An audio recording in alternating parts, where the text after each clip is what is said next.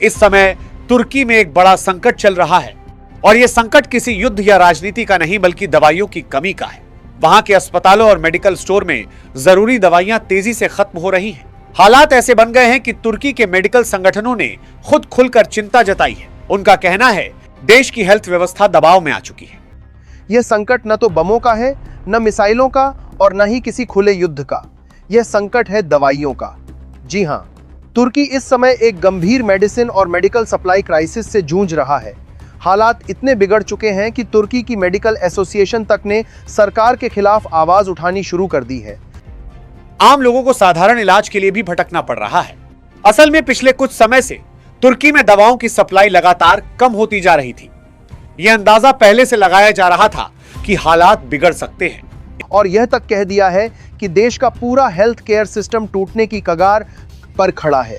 तुर्की के बड़े बड़े अस्पतालों में जरूरी जेनेरिक दवाइयों की कमी सामने आ रही है।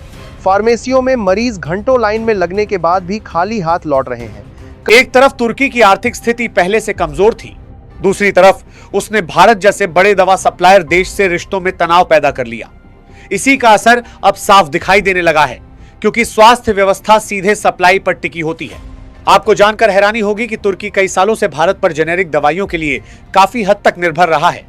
कई शहरों में एंटीबायोटिक्स, हार्ट मेडिसिन, डायबिटीज और यहां तक कि कैंसर से जुड़ी दवाइयां भी आउट ऑफ स्टॉक हो चुकी हैं। जो दवाइयां मिल भी रही हैं, उनकी कीमतें आम जनता की पहुंच से बाहर होती जा रही हैं। सवाल यह है कि आखिर तुर्की जैसे देश में, जो खुद को एक मजबूत रीजनल पावर मानता है, वहां मेडिसिन का इतना बड़ा संकट आखिर पैदा कैसे हो गया? भारत सस्ती और भरोसेमंद दवाइयों के लिए पूरी दुनिया में जाना जाता है। हर साल तुर्की भारत से बड़ी मात्रा में एंटीबायोटिक, विटामिन, इंजेक्शन और कैंसर जैसी गंभीर बीमारियों की दवाइयां खरीदता रहा है। ये व्यापार करोड़ों डॉलर का रहा है, लेकिन अब इसी सप्लाई में बड़ी गिरावट देखने को मिल रही है। इस सवाल का जवाब सिर्फ हेल्थ सेक्टर में नहीं, बल्कि जियो पॉलिटिक्स और इंटरनेशनल ट्रेड में छुपा है। तुर्की लंबे समय से भारतीय फार्मास्यूटिकल इंडस्ट्री पर निर्भर रहा है। भारत दुनिया का तीसरा सबसे बड़ा फार्मा उत्पादक देश है और जेनेरिक दवाओं के मामले में तो भारत को पूरी दुनिया की फार्मेसी कहा जाता है। कहानी में मोड़ तब आया जब 14 फरवरी को तुर्की के राष्ट्रपति रजब तैयब एर्दोगान पाकिस्तान पहुंचे। इस्लामाबाद में दिए गए उनके बयान ने भारत और तुर्की के रिश्तों में ठंडक ला दी। उन्होंने कश्मीर मुद्दे पर पाकिस्तान का खुला समर्थन किया। भारत ने इसे अपने आंतरिक मामले में दखल माना।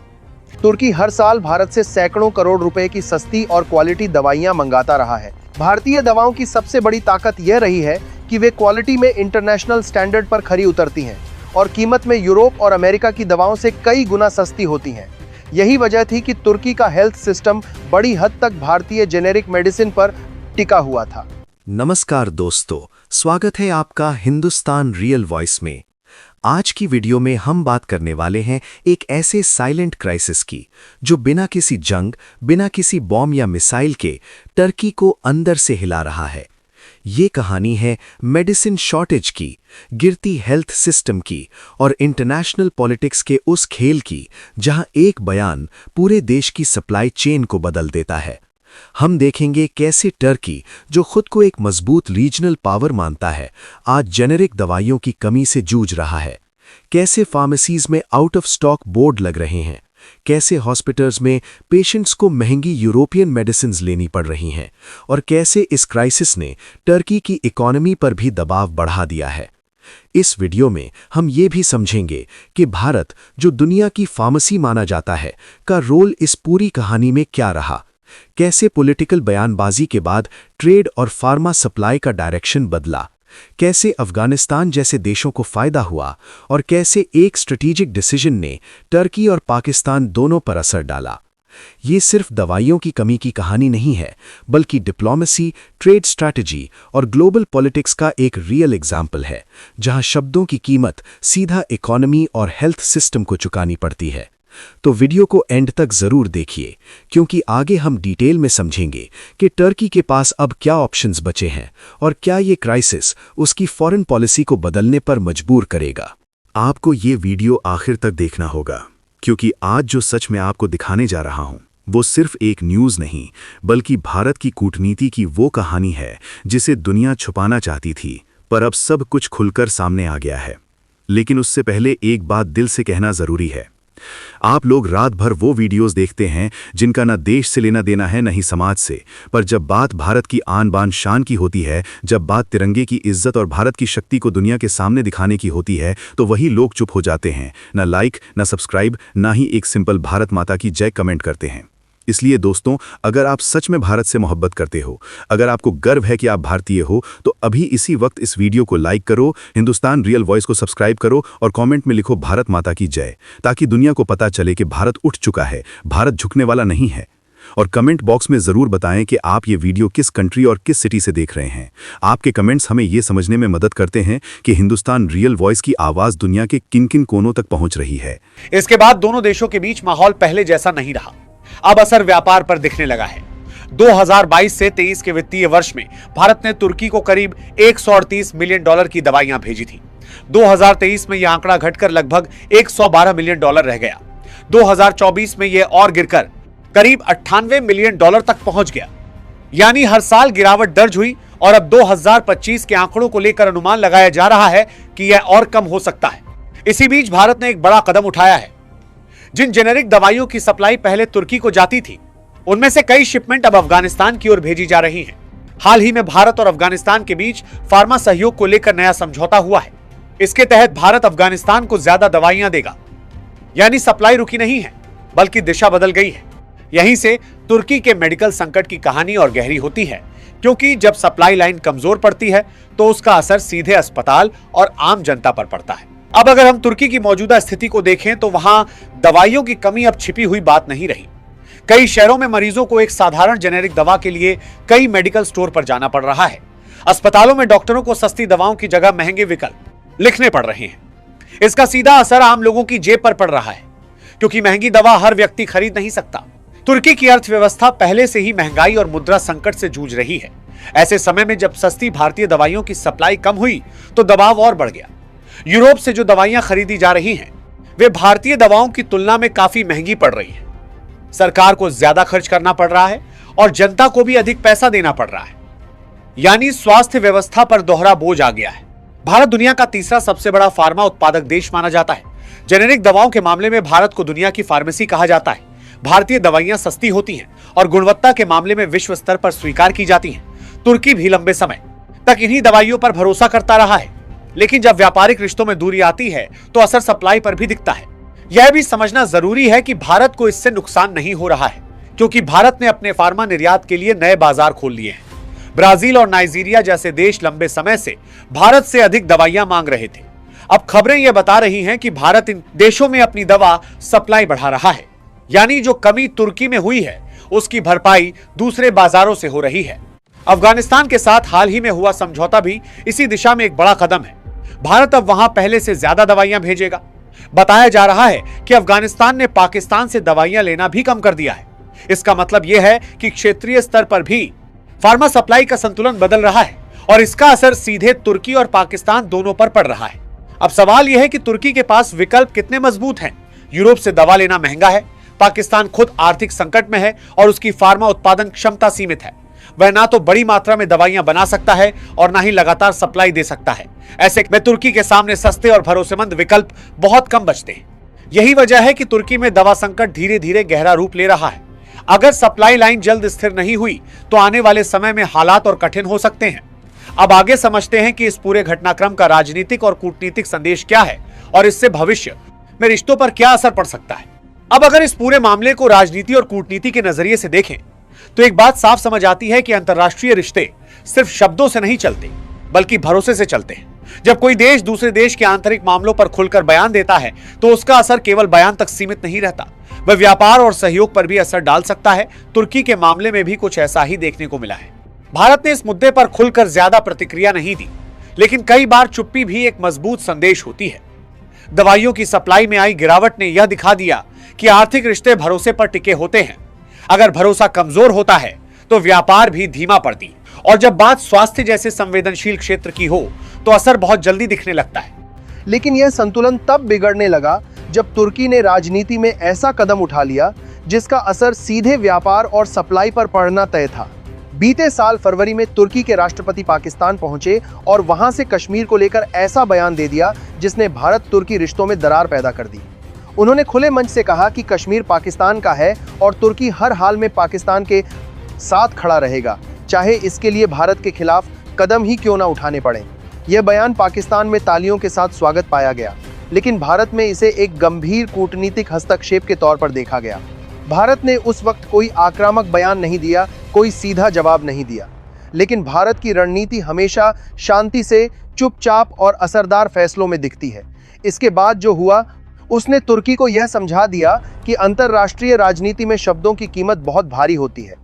भारत से तुर्की को जाने वाली जेनेरिक दवाओं की सप्लाई पहले धीमी हुई, फिर शिपमेंट में कटौती शुरू हुई और धीरे धीरे यह कमी इतनी बढ़ गई कि तुर्की के अस्पतालों में असर दिखने लगा। अब यहाँ एक और बड़ा ट्विस्ट आता है। भारत ने जिन दवाओं की सप्लाई तुर्की के लिए कम की, वह सप्लाई कहीं और भेज दी गई। भारत ने इन जेनेरिक मेडिसिन को अफगानिस्तान जैसे देशों की तरफ डाइवर्ट करने का बड़ा फैसला लिया। हाल ही में भारत और अफगानिस्तान के बीच फार्मा सेक्टर को लेकर एक नया समझौता हुआ, जिसके तहत भारत अब अफगानिस्तान को पहले से कहीं ज्यादा मेडिकल सप्लाई देगा। इसका मतलब साफ है, भारत ने तुर्की को झटका दिया और साथ ही एक भरोसेमंद पार्टनर को सपोर्ट किया। इस फैसले का एक और असर भी पड़ा। अफगानिस्तान ने इसी के साथ पाकिस्तान से दवाइयां लेना लगभग बंद कर दिया। यानी भारत ने एक ही फैसले से तुर्की और पाकिस्तान दोनों को कूटनीतिक और आर्थिक दबाव में डाल दिया। यही वजह है कि आज तुर्की के हेल्थ सिस्टम में दवाइयों की कमी खुलकर नजर आने लगी है। फार्मेसियों में आउट ऑफ स्टॉक बोर्ड लग रहे हैं, अस्पतालों में डॉक्टर मजबूरी में महंगे विकल्प लिख रहे हैं और आम जनता पर आर्थिक बोझ लगातार बढ़ता जा रहा है। आज तुर्की को सस्ती और भरोसेमंद दवाइयों की जरूरत है। भारतीय जेनेरिक दवाइयां लंबे समय तक वहां की स्वास्थ्य व्यवस्था की रीढ़ रही हैं, लेकिन अब सप्लाई कम होने से फार्मेसियों में दवाइयां तेजी से खत्म हो रही हैं। मरीजों को महंगी दवाइयां खरीदनी पड़ रही हैं। इससे आम जनता की परेशानी बढ़ रही है और सरकार पर भी दबाव बढ़ रहा है। दूसरी तरफ भारत अपने फार्मा निर्यात को नए बाजारों की ओर मोड़ चुका है। अफगानिस्तान, ब्राजील और नाइजीरिया जैसे देशों में भारत अपनी मौजूदगी मजबूत कर रहा है। यानी भारत के लिए बाजार की कमी नहीं है। इसलिए यह कहना गलत होगा कि भारत को इससे बड़ा नुकसान हो रहा है। असल दबाव उस देश पर पड़ रहा है जो सस्ती सप्लाई पर निर्भर था। अब आगे क्या होगा, यह समय बताएगा। अगर रिश्तों में सुधार होता है तो व्यापार भी फिर से बढ़ सकता है, लेकिन अगर दूरी बनी रहती है तो तुर्की को महंगे विकल्पों के साथ ही आगे बढ़ना पड़ेगा। अंतर्राष्ट्रीय राजनीति में हर कदम सोच समझकर उठाना पड़ता, क्योंकि उसका असर सीधे जनता तक पहुंचता है। आखिर में यही समझना जरूरी है कि दुनिया की राजनीति और व्यापार एक दूसरे से अलग नहीं होते। जहां शब्दों से माहौल बनता है, वहीं फैसलों से उसका असर दिखता है। तुर्की का दवा संकट केवल एक स्वास्थ्य समस्या नहीं, बल्कि कूटनीतिक संतुलन का उदाहरण भी बन चुका है। आने वाले महीनों में यह साफ हो जाएगा कि दोनों देश रिश्तों को सुधारने की दिशा में कदम बढ़ाते हैं या दूरी और बढ़ती है। तुर्की अब यूरोप से दवाइयां खरीदने की कोशिश कर रहा है, लेकिन यूरोपियन मेडिसिन भारतीय दवाओं के मुकाबले कई गुना महंगी है। तुर्की की अर्थव्यवस्था पहले ही महंगाई, करेंसी क्राइसिस और बजट प्रेशर से जूझ रही है। ऐसे में महंगी मेडिसिन एक नया सिरदर्द बन चुकी है। यही कारण है कि यह मेडिसिन शॉर्टेज अब सिर्फ एक हेल्थ इश्यू नहीं रह गया, बल्कि यह तुर्की के लिए एक बड़ा आर्थिक और राजनीतिक संकट बनता जा रहा है। अब सवाल यह उठता है कि आगे क्या? क्या तुर्की के पास कोई सस्ता, भरोसेमंद और स्थायी विकल्प बचा है? क्या पाकिस्तान उसकी मदद कर पाएगा या यूरोप लंबे समय तक सपोर्ट देगा? और सबसे अहम सवाल, क्या तुर्की को अब यह एहसास हो रहा होगा कि भारत सिर्फ एक सप्लायर नहीं, बल्कि एक भरोसेमंद पार्टनर था? यहीं से इस कहानी का असली खेल शुरू होता है। यहीं से तुर्की के लिए हालात सच में बिगड़ने शुरू हो जाते हैं। जब भारत से जेनेरिक दवाइयों की सप्लाई धीमी पड़ी, तब शुरुआत में तुर्की की सरकार ने इसे हल्के में लिया। उन्हें लगा कि यूरोप से दवाइयां मंगा ली जाएंगी और सिस्टम चल जाएगा। लेकिन जल्द ही उन्हें समझ आ गया कि यह फैसला जितना आसान दिख रहा था, उतना था नहीं। यूरोपियन दवाइयां न सिर्फ महंगी थीं, बल्कि उनकी सप्लाई भी सीमित और समय लेने वाली थी। इसका असर सीधा अस्पतालों और आम जनता पर पड़ा। सरकारी अस्पतालों में बजट कम पड़ने लगा और प्राइवेट अस्पतालों में इलाज आम लोगों की पहुंच से बाहर होता चला गया। धीरे धीरे यह संकट फार्मेसियों तक पहुंचा। तुर्की के कई शहरों में मेडिकल स्टोर पर वही सवाल सुनाई देने लगा, यह दवा अभी उपलब्ध नहीं है। कुछ जगहों पर डॉक्टरों को मजबूरी में कम असरदार या ज्यादा साइड इफेक्ट वाली दवाइयां लिखनी पड़ी। इसी बीच तुर्की की मेडिकल एसोसिएशन खुलकर सामने आ गई। उन्होंने सरकार को चेतावनी दी कि अगर सप्लाई लाइन जल्द ठीक नहीं हुई तो देश का हेल्थ केयर सिस्टम चरमरा सकता है। दोस्तों, तो ये थी टर्की की मेडिसिन क्राइसिस की पूरी कहानी। एक ऐसा साइलेंट संकट जो बिना गोलियों और बिना जंग के पूरे हेल्थ सिस्टम को हिला रहा है। इस पूरी स्टोरी से एक बात साफ होती है कि इंटरनेशनल पॉलिटिक्स में दिए गए बयान सिर्फ हेडलाइंस नहीं बनते, बल्कि उनका असर सीधा ट्रेड, इकोनॉमी और आम जनता की जिंदगी पर पड़ता है। जब भरोसा टूटता है तो सबसे पहले सप्लाई चेन हिलती है और उसका बोझ आम लोगों को उठाना पड़ता है। अब सबसे बड़ा सवाल आपसे, क्या टर्की को अपनी फॉरेन पॉलिसी पर दोबारा सोचना चाहिए? क्या भारत का ये स्ट्रेटेजिक स्टेप एक स्ट्रॉन्ग डिप्लोमैटिक मैसेज था? और क्या आने वाले समय में ये क्राइसिस टर्की की पॉलिटिक्स को भी बदल सकता है? अपनी राय हमें कमेंट सेक्शन में जरूर बताएं। आपका हर कमेंट इस डिबेट को और मजबूत बनाता है। अगर आपको ये एनालिसिस इन्फॉर्मेटिव लगा हो तो वीडियो को लाइक करें, शेयर करें और चैनल हिंदुस्तान रियल वॉइस को जरूर सब्सक्राइब करें, ताकि आप तक ऐसी ही डिटेल्ड और पावरफुल जियोपॉलिटिकल एनालिसिस सबसे पहले पहुंचती रहे। मिलते हैं नेक्स्ट वीडियो में। जय हिंद।